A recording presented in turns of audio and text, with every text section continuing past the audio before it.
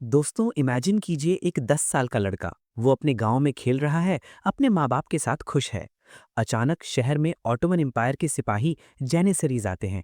वो लाल कपड़े पहने हुए हैं। उनके चेहरों पर कोई रहम नहीं है। वो गांव के हर घर का दरवाज़ा खटखटाते हैं। उन्हें सोना नहीं चाहिए, उन्हें चांदी नहीं चाहिए, उन्हें उस गांव की सबसे कीमती चीज़ चाहिए, उनके बच्चे।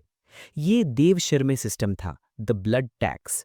ऑटोमन एम्पायर क्रिश्चियन परिवारों से उनके सबसे टैलेंटेड, सबसे हेल्दी लड़कों को छीन लेता था ताकि उन्हें इस्लाम में कन्वर्ट करके एम्पायर का सबसे वफादार सोल्जर या ब्यूरोक्रेट बनाया जा सके।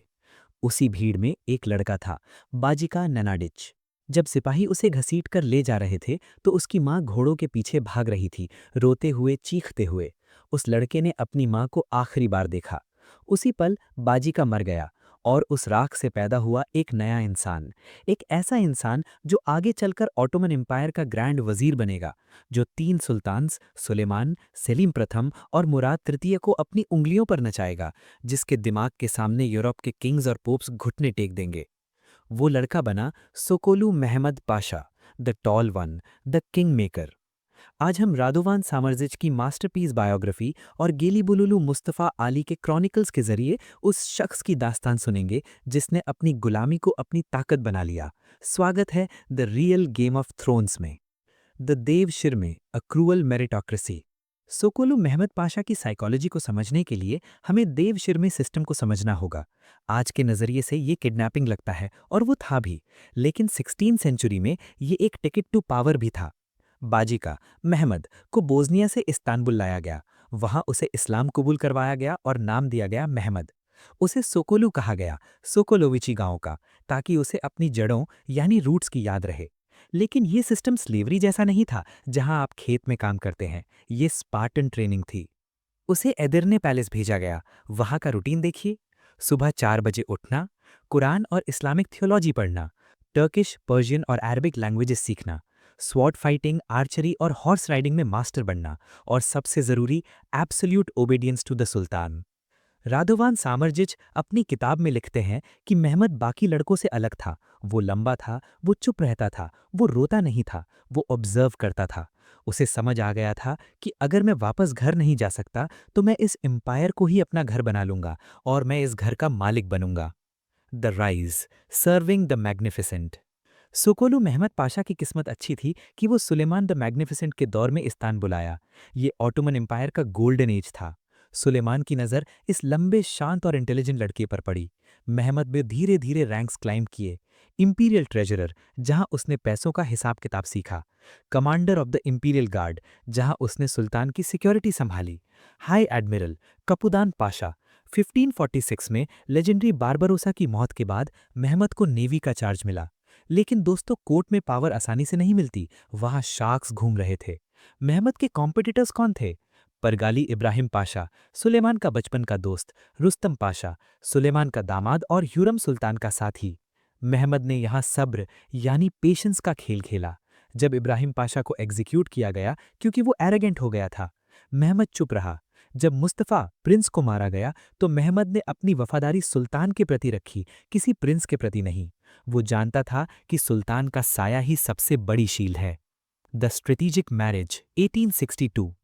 सुलेमान ने देखा कि सोकोलू महमद पाशा एक परफेक्ट सर्वेंट है। न वो ज़्यादा बोलता है, न वो करप्शन करता है, और वो बेहद इंटेलिजेंट है। अपनी पावर को सीमेंट करने के लिए सुलेमान ने एक ऐसा तोहफा दिया जो किसी भी वजीर का सपना होता है। सुलेमान ने अपनी पोती यानी ग्रैंड डॉटर इस्मी हान सुल्तान की शादी सोकोलू महमद से कर दी। अब महमद सिर्फ एक नौकर नहीं था, वो दामाद यानी son in law of the dynasty बन गया। इस शादी ने उसे रॉयल फैमिली के अंदर का एक्सेस दे दिया। अब वो हैरम की पॉलिटिक्स को भी कंट्रोल कर सकता था और दीवान की पॉलिटिक्स को भी। द पाथ टू ग्रैंड वजीर, 1565।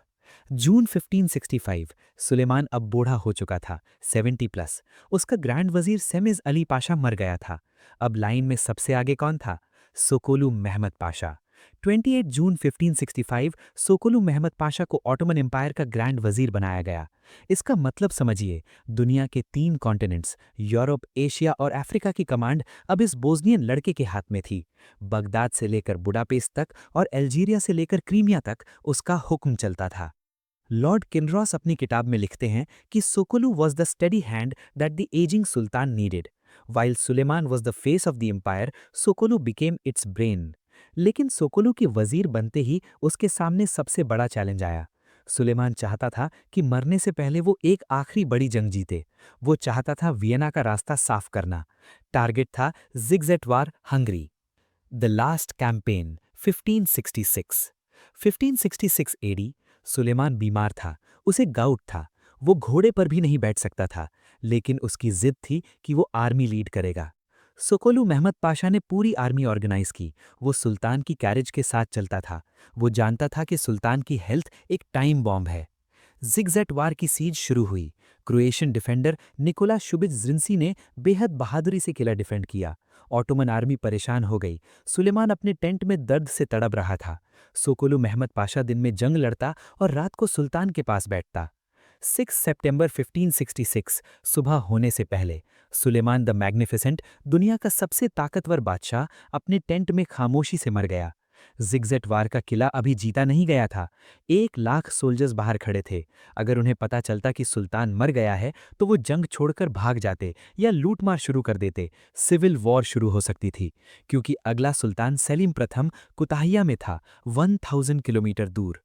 अगर खबर लीक होती तो कोई दूसरा प्रिंस बागी दावा ठोंक सकता था। इस पल सोकोलू महमद पाशा ने वो किया जो हिस्ट्री के सबसे बड़े डिसेप्शंस यानी धोखों में से एक है। उसने फैसला किया कि सुल्तान मरा नहीं है, सुल्तान जिंदा रहेगा जब तक मैं चाहूं। दोस्तों, एक डेड बॉडी, 1 लाख सोल्जर्स और एक ग्रैंड वजीर।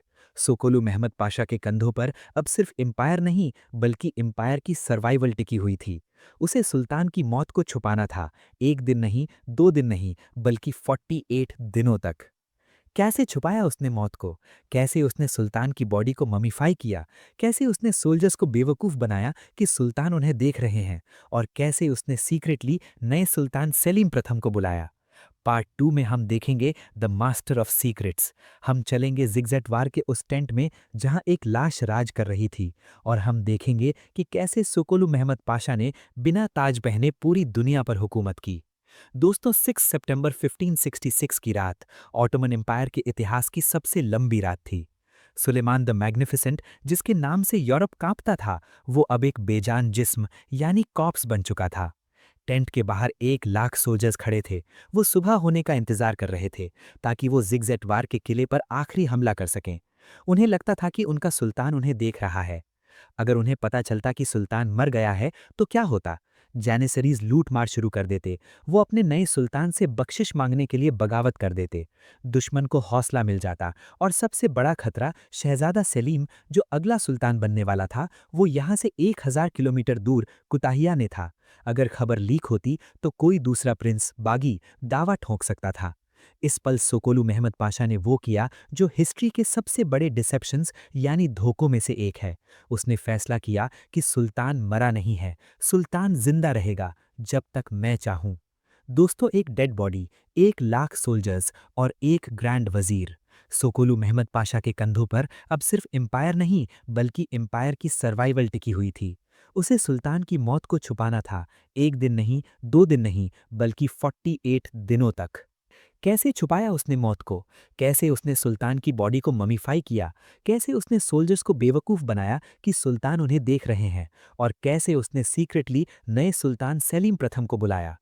पार्ट 2 में हम देखेंगे द मास्टर ऑफ सीक्रेट्स। हम चलेंगे जिगजेट वार के उस टेंट में जहां एक लाश राज कर रही थी, और हम देखेंगे कि कैसे सुकुलू महमद पाशा ने बिना ताज पहने पूरी दुनिया पर हुकूमत की। अब शुरू हुआ the great acting. Sokollu Mehmed Pasha tent के अंदर जाता, सुल्तान से जो मरा हुआ था जोर जोर से बातें करता, और फिर बाहर आकर जनरल्स को ऑर्डर्स देता। सुल्तान ने कहा है कि हमला तेज करो, सुल्तान ने कहा है कि कैनन्स को राइट साइड मूव करो। वो कागजों पर सुल्तान के सिग्नेचर तुघरा खुद करता था। वो सुल्तान की हैंडराइटिंग कॉपी करने में एक्सपर्ट था। 100,000 लोग, जनरल्स, वजीर्स, सब एक डेड बॉडी के ऑर्डर्स फॉलो कर रहे थे। The fall of Szigetvar, a victory for the dead. अगले दिन 7 सितंबर 1566 ऑटोमन आर्मी ने सिगेतवार पर फाइनल अटैक किया। जैनिसरीज में जोश भरने के लिए सोकोल्लू ने एक अफवाह र्यूमर फैलाई। सुल्तान अपने टेंट से तुम्हें देख रहे हैं, जो सबसे पहले किले में घुसेगा सुल्तान उसे इनाम देंगे। सोल्जर्स ये सोचकर कि उनका बाबा यानी फादर सुल्तान उन्हें देख रहा है, मौत के मुंह में कूद गए। सिगेतवार जीत लिया गया। किले पर ऑटोमन झंडा लहरा दिया गया। सुकुल्लू मेहमद पाशा ने जश्न मनाया। उसने विक्ट्री लेटर लिखा, सुल्तान के नाम से साइन किया और इस्तांबुल भेज दिया। दुनिया को लगा सुल्तान जीत गया। असल में एक डेड बॉडी जीत गई थी। लेकिन अब सबसे मुश्किल काम बाकी था, वापसी, दी रिटर्न जर्नी। सेना को वापस इस्तांबुल ले जाना था और नए सुल्तान सलीम टू को खबर देनी थी। The secret messenger. सुकोल्लू ने अपने सबसे भरोसेमंद मैसेंजर हसन चावुश को बुलाया। उसने उसे 2 चिट्ठियां दी। एक चिट्ठी थी सलीम टू के लिए, मैसेज, तुम्हारे पिता गुजर गए हैं, तुम सुल्तान हो, तुरंत बेलग्रेड आओ और आर्मी को मिलो, किसी को मत बताना। दूसरी चिट्ठी थी इस्तांबुल के गवर्नर के लिए, मैसेज, सुल्तान जीत गए हैं, जश्न मनाओ, लेकिन शहजादे सलीम को शिकार यानी हंटिंग के लिए बुलाओ, ताकि लोगों को शक न हो कि सलीम अचानक क्यों गायब हो गया। हसन चावुश बिजली की रफ्तार से निकल गया। इधर सोकोल्लू ने आर्मी को ऑर्डर दिया, march back to Belgrade. The carriage of ghosts. अब सुल्तान की बॉडी को ट्रांसपोर्ट करना था। सोकोल्लू ने सुल्तान को एक कैरेज यानी बंद बग्घी में बिठाया। उसने सुल्तान की बॉडी को ऐसे सपोर्ट दिया कि वो सीधा बैठा रहे। जब आर्मी किसी शहर से गुजरती तो सोकोल्लू कैरेज के पर्दे थोड़े खोल देता था। अंदर अंधेरा होता था। लोगों को सिर्फ एक साया यानी शैडो दिखता था, पगड़ी पहने हुए, हाथ हिलाते हुए। कहा जाता है कि सोकोल्लू ने एक लुक अलाइक यानी हमशक्ल को यूज किया था, जो सुल्तान के कपड़े पहनकर पीछे से हाथ हिलाता था। जानिसरीज कैरेज के साथ चलते थे। वो चिल्लाते थे, long live the sultan. Sokollu carriage के बगल में घोड़े पर चलता था। वो झुककर कैरेज के अंदर बात करने की एक्टिंग करता था। जी हुंकारम, माय सॉवरेन, जी बिल्कुल। ये नाटक 48 दिन तक चला। सोचिए उस प्रेशर को। अगर एक बार भी पर्दा गिर जाता या हवा से बदबू आ जाती तो सोकोल्लू के टुकड़े कर दिए जाते। लेकिन सोकोल्लू ने हर चीज कंट्रोल की। उसने म्यूजिक बैंड्स को जोर से बजने को कहा ताकि मक्खियों की भिनभिनाहट सुनाई न दे। उसने कैरेज के आसपास इत्र छिड़कवाया। The meeting at Belgrade, the truth revealed. आखिरकार वो दिन आ गया। ऑटोमन आर्मी बेलग्रेड पहुंच गई। वहां दूर से एक और प्रोसेशन आ रहा था। काला झंडा नहीं, बल्कि सुल्तान का झंडा था। वो सलीम टू था। सलीम टू चुपचाप बेलग्रेड पहुंच गया था। रात के अंधेरे में सुकुल्लू मेहमद पाशा ने सलीम से मुलाकात की। सुकुल्लू ने सलीम के पैर चूमे और कहा, सुल्तान सुलेमान मर चुके हैं, आप अब दुनिया के नए एम्परर हैं। अब वक्त था सच बताने का। अगली सुबह आर्मी मैदान में खड़ी थी। सुकुल्लू मेहमद पाशा एक ऊंची जगह पर खड़ा हुआ। उसने अपने सर से पगड़ी उतारी और जमीन पर फेंक दी, शोक का निशान। उसने चिल्लाकर कहा, ए मुजाहिदो, तुम्हारा सुल्तान जिसने दुनिया जीती वो अपने रब के पास चला गया है। सन्नाटा छा गया। फिर रोने की आवाजें आने लगीं। जैनिसरीज गुस्से में आगे बढ़े। उन्हें लगा उन्हें धोखा दिया गया है। हमें बताया क्यों नहीं, हमारे साथ झूठ बोला गया। वो सुकुल्लू को मारने के लिए आगे बढ़े। लेकिन सुकुल्लू तैयार था। उसने इशारा किया और पर्दे के पीछे से सुल्तान सलीम टू बाहर आया। सुकुल्लू ने चिल्लाया, पुराना सुल्तान गया, नया सुल्तान आ गया, लॉन्ग लिव सुल्तान सलीम। और साथ ही साथ सुकुल्लू ने अनाउंसमेंट की कि नए सुल्तान ने हर सोल्जर के लिए 3000 अक्चे यानी गोल्ड कॉइन्स की बख्शिश का ऐलान किया है। गुस्सा तुरंत लालच और वफादारी में बदल गया। जानिसरी यदि सलीम के लिए चेयर किया, सुल्तान सलीम खान चोक याशा, लॉन्ग लिव सुल्तान सलीम। सिविल वॉर टल गई, एम्पायर बच गया और सुकुल्लू मेहमद पाशा ने साबित कर दिया कि वो सिर्फ एक वजीर नहीं, वो किंग मेकर है। लेकिन दोस्तों, हर सक्सेस की एक कीमत होती है। सुलेमान द मैग्निफिसेंट एक महान राजा थे। उनका बेटा सलीम टू बिल्कुल अलग था। उसे हिस्ट्री सलीम द सॉट यानी शराबी के नाम से जानती है। उसे जंग लड़ने में कोई इंटरेस्ट नहीं था। उसे सिर्फ वाइन, पोएट्री और हरीम में इंटरेस्ट था। वो पहला सुल्तान था जिसने कभी जंग के मैदान में कदम नहीं रखा। तो एम्पायर कौन चलाता था? सुकोल्लू मेहमद पाशा। अब सुकोल्लू शैडो सुल्तान बन चुका था। सुल्तान सलीम टू महल में रहता था और सुकोल्लू दुनिया चला रहा था। ये वो दौर था जब सुकोल्लू ने अपने सबसे एम्बिशियस प्रोजेक्ट शुरू किए। उसने सोचा, अगर सुल्तान वीक है तो मुझे स्ट्रांग होना पड़ेगा। उसने दुनिया का मैप देखा और 2 ऐसे प्लान्स बनाए, अगर वो पूरे हो जाते तो आज दुनिया की ज्योग्राफी अलग होती। The Suez canal project. उसने सोचा, अगर हम मेडिटेरेनियन सी को रेड सी से जोड़ दें तो हमारे जहाज सीधा इंडिया जा सकेंगे और पोर्चुगीज नेवी को हरा सकेंगे। ये वही आइडिया था जो 300 साल बाद फ्रेंच और ब्रिटिश ने पूरा किया। दी डॉन वोल्गा कनाल। उसने सोचा, अगर हम रशिया की दो बड़ी नदियों डॉन और वोल्गा को जोड़ दें तो हमारे जहाज कैस्पियन सी में घुस जाएंगे और हम रशिया और ईरान को पीछे से अटैक कर सकेंगे। ये आइडियाज़ इनसेन लगते थे। 16वीं सेंचुरी में पहाड़ काटना और नहर बनाना नामुमकिन लगता था, लेकिन सुकोल्लू ने इंजीनियर्स भेजे। उसने रशिया के ज़ार इवान द टेरिबल को चैलेंज किया। सुकुल्लू अब अपनी पावर के पीक पर था, लेकिन पावर दुश्मन पैदा करती है। सुल्तान सलीम टू खुश था कि सुकुल्लू सब संभाल रहा है, लेकिन सुल्तान के आसपास साइकोफैंट्स यानी चमचे थे। लाला मुस्तफ़ा पाशा और सिनान पाशा, सुकुल्लू के राइवल्स। वो सुल्तान के कान भरते थे। सुल्तान आप हैं या सुकुल्लू? लोग कहते हैं असली राजा वो बोस्नियन है। और फिर एक घटना हुई जिसने ऑटोमन एम्पायर की इनविंसिबिलिटी यानी अजेयता को तोड़ दिया। The battle of Lepanto. Sokollu ने मना किया था कि अभी समुद्र में मत लड़ो, लेकिन राइवल्स ने सुल्तान को उकसाया। नतीजा टोटल डिस्ट्रक्शन। ऑटोमन नेवी तबाह हो गई। 130 से ज्यादा जहाज डूब गए या कैप्चर कर लिए गए।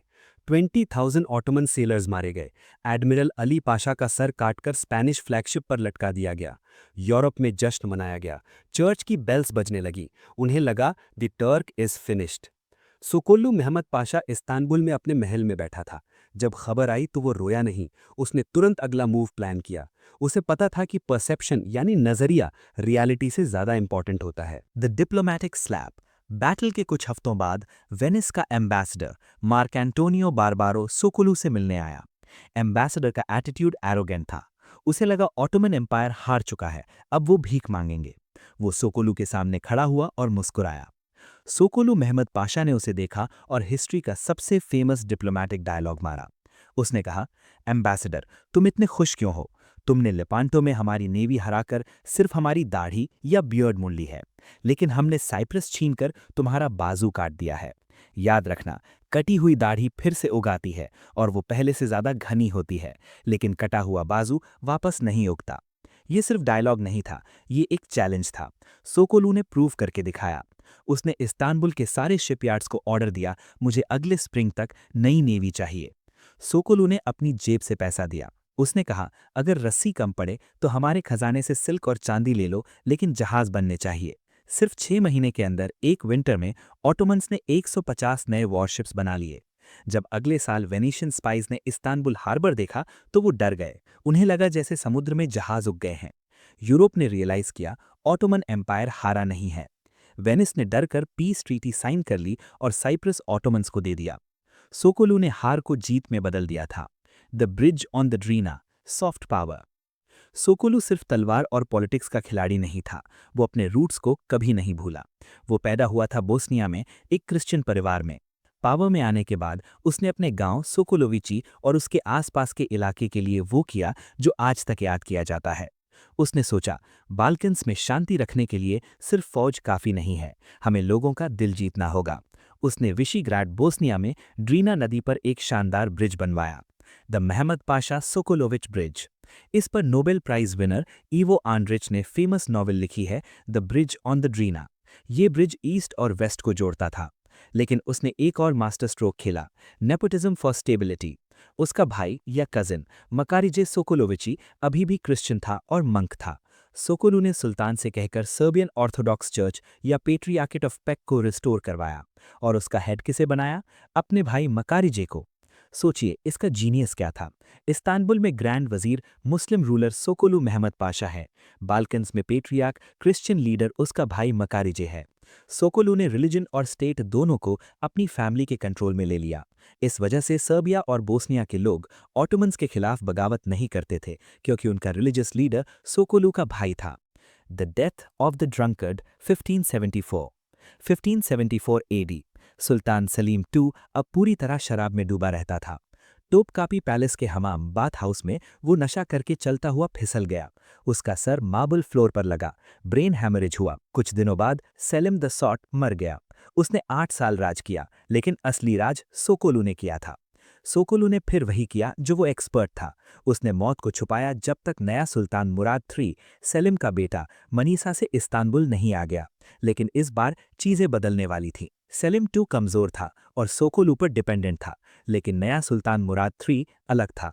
वो वीक था, लेकिन वो जेलस यानी ईर्ष्यालु था। वो हैरम की औरतों, अपनी मां नुरबानो सुल्तान और अपनी फेवरेट सफिये सुल्तान की सुनता था, और ये औरतें सोकोलू को पसंद नहीं करती थीं। The circle of wolves titans 1574 AD Murad III सुल्तान बना। सोकोलू महमद पाशा अभी भी ग्रैंड वजीर था, लेकिन अब एटमॉस्फेयर बदल गया था। मुराद III के कान भरे गए। सोकोलू बहुत पावरफुल हो गया है। वो आपको बच्चा समझता है। सोकोलू के पास सुल्तान से ज्यादा पैसा है। मुराद III में इतनी हिम्मत नहीं थी कि वो सोकोलू को फायर कर सके, क्योंकि जैनिसरीज सोकोलू को मानते थे। तो उसने डेथ बाय 1000 कट स्ट्रैटेजी अपनाई। उसने सोकोलू के दोस्तों और एलाइज को एक एक करके निकालना शुरू किया। सोकोलू के रिकमेंडेशंस को इग्नोर किया जाने लगा। सोकोलू के दुश्मनों लाला मुस्तफ़ा पाशा और सिनान पाशा को प्रमोट किया गया। सोकोलू अब बूढ़ा हो चुका था, 70s में था। वो अकेला पड़ता जा रहा था। वो रोज दीवान में जाता, एम्पायर को संभालता, लेकिन उसे दिख रहा था कि नया सुल्तान एम्पायर को बर्बाद कर रहा है। करप्शन और हैरम पॉलिटिक्स बढ़ रही थी। सोकोलू ने रिजाइन नहीं किया। उसने कहा, मैंने सुलेमान को वादा किया था कि मैं आखिरी सांस तक एम्पायर की सेवा करूंगा। दोस्तों, सोकोलू महमद पाशा एक लिविंग लेजेंड बन चुका था। उसे पॉलिटिक्स से हराना नामुमकिन था, तो उसके दुश्मनों ने वही रास्ता चुना जो कायर चुनते हैं, असैसिनेशन। एक ग्रैंड वजीर जो 14 साल से दुनिया का सबसे ताकतवर आदमी था, उसकी मौत कैसे हुई? क्या वो मैदान जंग में मरा? नहीं। क्या वो बिस्तर पर मरा? नहीं। वो मरा अपने ही दरबार में एक पागल दरवेश के हाथों। लेकिन क्या वो सच में पागल था, या ये एक साजिश थी? और सोकोलू की मौत के बाद ऑटोमन एम्पायर का स्लो डिक्लाइन कैसे शुरू हुआ? पार्ट 4 में हम देखेंगे the assassination of the Titan. हम देखेंगे वो खूनी शाम जब ऑटोमन एम्पायर का दिमाग खत्म कर दिया गया। और हम एक्सप्लोर करेंगे सोकोलू की लेगेसी, उसके बनाए हुए मॉस्क्स, ब्रिजेस और मार्केट्स। दोस्तों, 11 अक्टूबर 1579 एडी। सोकोलू महमद पाशा की उम्र अब करीब 74 ईयर्स थी। वो पिछले 14 साल से ग्रैंड वजीर था और पिछले 30 साल से ऑटोमन पॉलिटिक्स के सेंटर में था। उसने सुलेमान द मैग्निफिसेंट को देखा, सेलिम II को संभाला और अब मुराद III के नखरे उठा रहा था। वो थक चुका था। उस दिन वो अपने महल के दीवान खाना ऑडियंस हॉल में बैठा लोगों की फरियादें सुन रहा था। बाहर बारिश हो रही थी। एक अजीब सा दरवेश जिसके कपड़े फटे हुए थे, भीड़ से निकलकर आगे आया। गार्ड्स ने उसे रोका। सोकोलू ने गार्ड्स को इशारा किया, आने दो, शायद इसे मदद चाहिए। सोकोलू हमेशा गरीबों और दरवेशों की इज्जत करता था, क्योंकि उसका भाई भी मंग था और वो खुद हम्बल बैकग्राउंड से था। दरवेश आगे बढ़ा। सोकोलू ने अपनी जेब से सोने के सिक्के निकालने के लिए हाथ बढ़ाया। उसी पल दरवेश ने अपने चोगे के अंदर से एक लंबा खंजर निकाला। बिजली की तेजी से उसने सोकोलू महमद पाशा के दिल के ठीक नीचे वार किया। एक बार नहीं, 2 बार। सोकोलू अपनी सीट से गिरा। खून उसके शाही कपड़ों पर फैल गया। गार्ड्स ने दरवेश के टुकड़े टुकड़े कर दिए, लेकिन नुकसान हो चुका था। सोकोलू महमद पाशा ने आखिरी बार ऊपर देखा, कलमा पढ़ा और अपनी आखिरी सांस ली। The tall man was down. सिर्फ एक इंसान नहीं मरा था, उस दिन ऑटोमन एम्पायर का गोल्डन एज मर गया था। द कॉन्स्पिरेसी, मैडमैन और हिटमैन। ऑफिशियल कहानी ये थी कि वो दरवेश एक पागल आदमी था जो बोस्निया के किसी जमीन के झगड़े से नाराज था। लेकिन इस्तांबुल के कॉफी हाउसेज में और फॉरेन एम्बेसडर्स के लेटर्स में सच्चाई कुछ और थी। हिस्ट्री कहती है कि ये मर्डर पॉलिटिकल था। क्यों? सुल्तान मुराद III वो सोकोलू से जलता था। उसे लगता था कि जब तक सोकोलू जिंदा है वो असली सुल्तान नहीं बन पाएगा। सोकोलू की मौत पर सुल्तान ने कोई खास दुख नहीं मनाया। लाला मुस्तफ़ा पाशा और सिनान पाशा, ये सोकोलू के राइवल्स थे। सोकोलू की मौत के बाद ग्रैंड वजीर की सीट इन्हीं लोगों को मिली।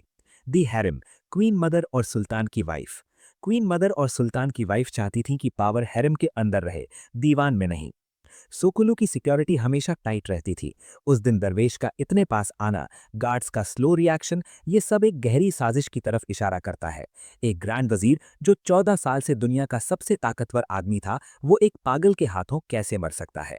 The aftermath, the floodgates open. Sokollu Mehmed Pasha की मौत के बाद जो हुआ, वो वही था जिसका डर सुलेमान को था। सोकोलू एक डैम यानी बांध की तरह था। उसने करप्शन, नेपोटिज्म और इनकॉम्पिटेंस को रोके रखा था। उसके मरते ही बांध टूट गया। Number 1, the rise of bribery, रिश्वत। सोकोलू के जमाने में प्रमोशंस मेरिट यानी काबिलियत पर मिलती थी। उसके बाद नए ग्रैंड वजीर्स ने पोस्ट्स बेचना शुरू कर दिया। गवर्नर बनना है, पैसा दो। जनरल बनना है, पैसा दो। हिस्टोरियन मुस्तफ़ा अली लिखते हैं, सोकोलू की मौत के बाद इंसाफ नीलाम होने लगा। नंबर 2, द सल्तनत ऑफ विमेन। सोकोलू वो आखिरी रुकावट था जो हैरम को पॉलिटिक्स से दूर रखता था।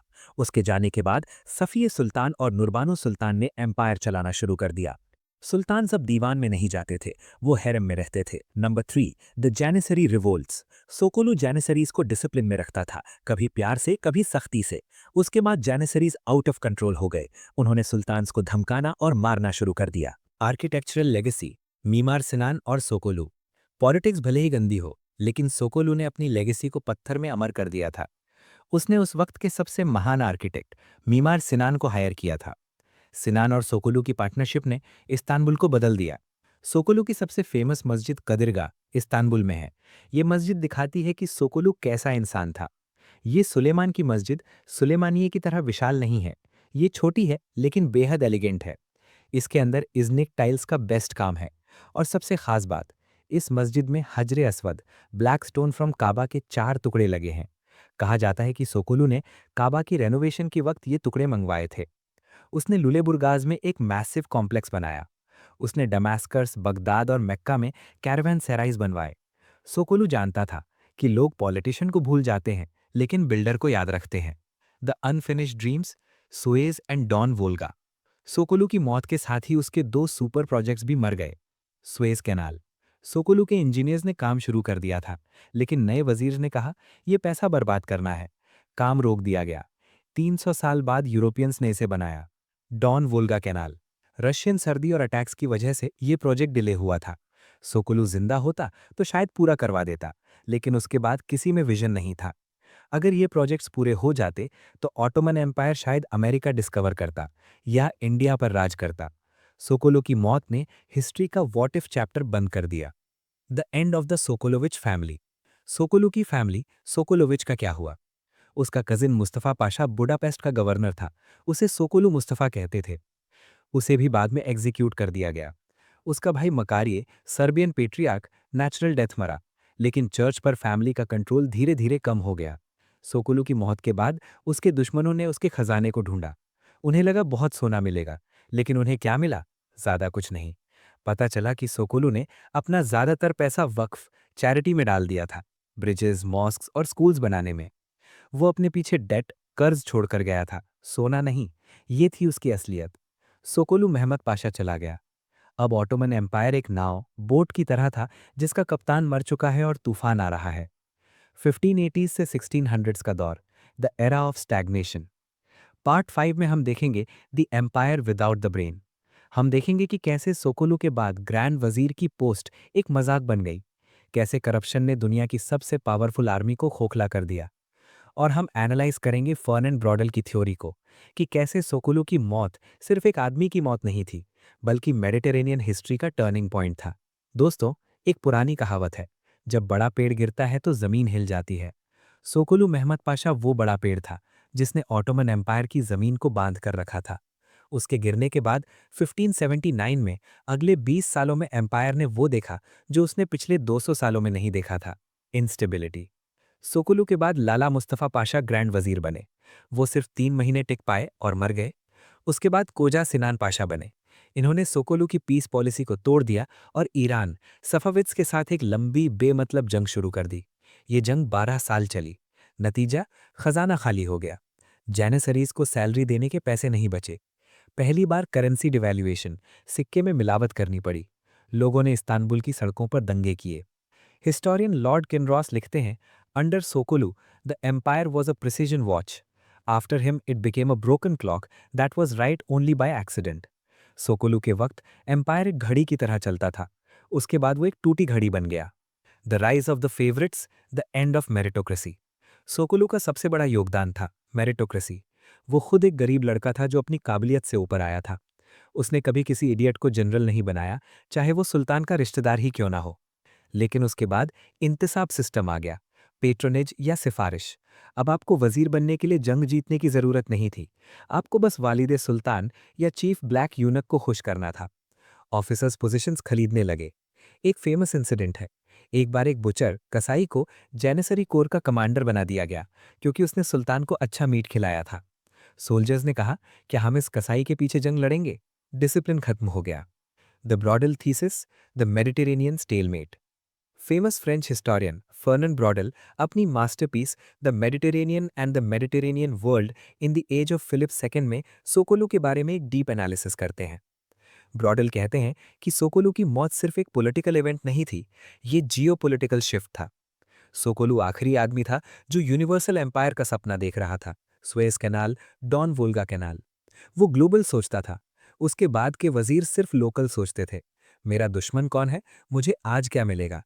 ब्रॉडल कहते हैं कि सोकोलू के बाद ऑटोमन एम्पायर और स्पेनिश एम्पायर फिलिप सेकंड दोनों थक गए। उन्होंने एक दूसरे से लड़ना बंद कर दिया। मेडिटेरेनियन शांत हो गया, लेकिन ये ग्रेवयार्ड पीस थी। दोनों एम्पायर्स अब धीरे धीरे डिक्लाइन की तरफ बढ़ रहे थे, जबकि नॉर्थ में इंग्लैंड और हॉलैंड राइज कर रहे थे। सोकोलू ने वार्निंग दी थी कि अटलांटिक पावर्स ब्रिटिश या डच हमें पीछे छोड़ देंगे अगर हमने ट्रेड रूट्स कंट्रोल नहीं किए। किसी ने नहीं सुना, और वही हुआ। The ghost in the architecture. Sokollu चला गया, लेकिन उसके बिल्डिंग्स अभी भी खड़े थे, और ये बिल्डिंग्स चीख चीख कर उसकी कहानी सुना रहे थे। इस्तांबुल के अजाब कपी इलाके में सोकोलू मेहमद पाशा मॉस्क है। ये मस्जिद शहर के सेंटर में नहीं है, ये गोल्डन हॉर्न के किनारे पर है, जहां सेलर्स और गरीब लोग रहते थे। ये सोकोलू की ह्यूमिलिटी थी। उसने कहा था, मैं सुल्तान की बराबरी नहीं कर सकता, मेरी मस्जिद लोगों के बीच में होगी। उसका बनाया द्रीना ब्रिज विशागाड़ आज भी वैसा ही खड़ा है। 400 सालों में कई बाढ़ आईं, वर्ल्ड वॉर 1, वर्ल्ड वॉर 2 में बॉम्ब्स घिरे, ब्रिज नहीं हिला। क्यों? क्योंकि सोकोलू ने मटेरियल में चोरी नहीं की थी। ये उसकी इंटेग्रिटी का सिंबल था। एक सर्बियन राइटर इवो एंड्रिक ने इस ब्रिज पर बुक लिखी और नोबेल प्राइज जीता। उसने लिखा, इंसान मर जाते हैं, लेकिन उनके नेक काम पत्थर बनकर जिंदा रहते हैं। The end of the sultanate. Sokollu की मौत के बाद सुल्तान टॉपकापी पैलेस के प्रिजनर बन गए।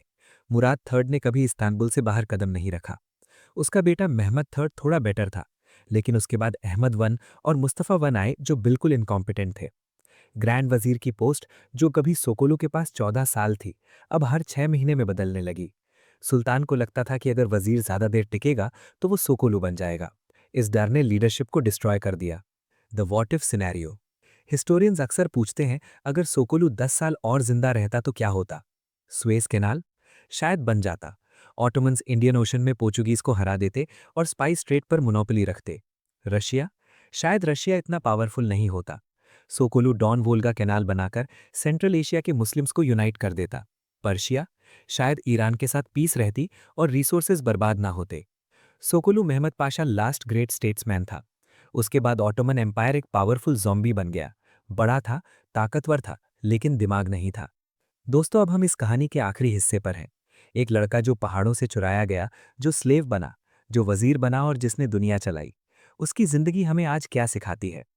पार्ट 6 में हम निकालेंगे top 5 life lessons from Sokollu Mehmed Pasha. कैसे एडवर्सिटी, मुश्किलात को एडवांटेज में बदला जाए। कैसे साइलेंट पावर, बिना शोर मचाए काम करना ज़्यादा इफेक्टिव होती है। और कैसे लेगेसी बनाई जाए जो 500 साल बाद भी याद रहे। दोस्तों, आज हम इस सफ़र के अंत पर हैं। हमने देखा कि कैसे बोस्निया के एक छोटे से गांव से बाजिका नाम के लड़के को चुरा लिया गया। हमने देखा कि कैसे वो सोकोलू मेहमद पाशा बना, एक ऐसा नाम जिसके आगे यूरोप के किंग्स सर झुकाते थे।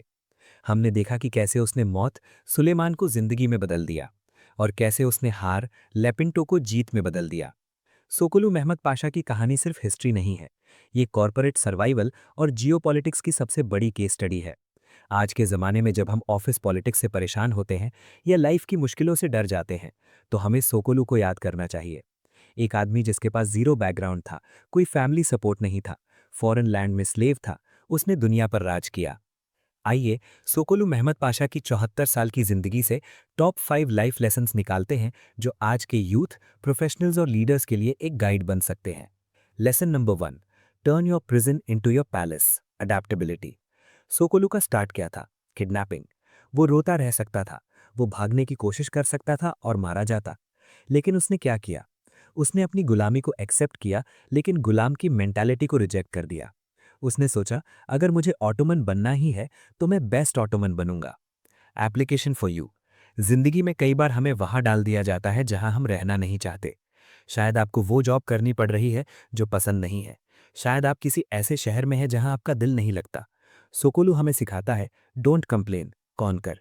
जिस एनवायरनमेंट में हो उसके रूल सीखो, उसका मास्टर बनो और फिर उस एनवायरनमेंट को रूल करो। Make the best of a bad bargain. Sokollu ने दुनिया के सबसे बेकार बॉस सेलीम द ड्रंकर्ड के नीचे काम किया। सेलीम शराबी था, लेजी था, लेकिन क्या सोकुल्लू ने कभी उसकी बुराई की? क्या कभी उसका तख्ता पलटने की कोशिश की? नहीं।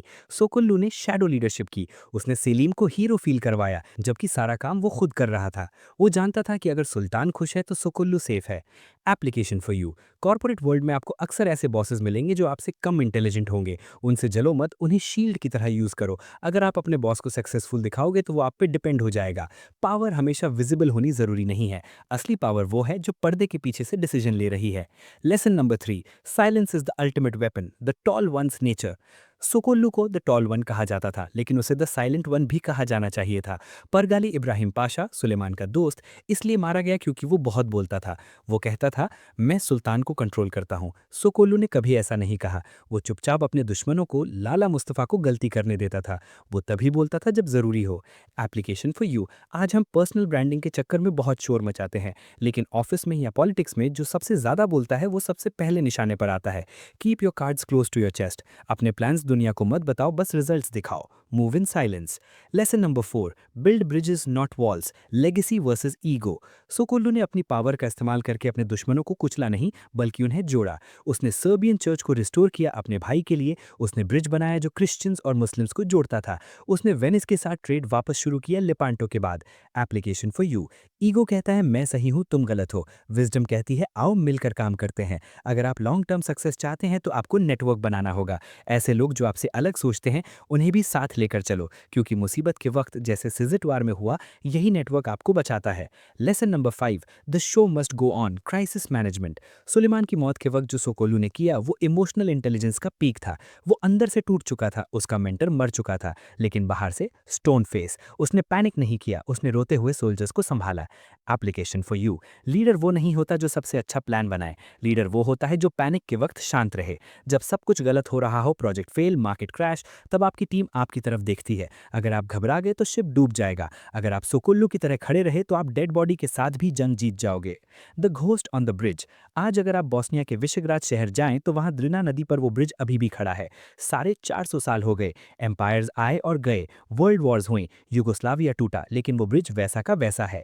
उस ब्रिज के बीच में एक सोफा स्टोन सीट बना है। कहा जाता है कि सोकोल्लू चाहता था कि वो रिटायर होकर वहां बैठे और नदी को देखे। वो वहां कभी नहीं बैठ पाया। पॉलिटिक्स ने उसे इस्तांबुल में कैद रखा, लेकिन उसकी आत्मा आज भी वहां है।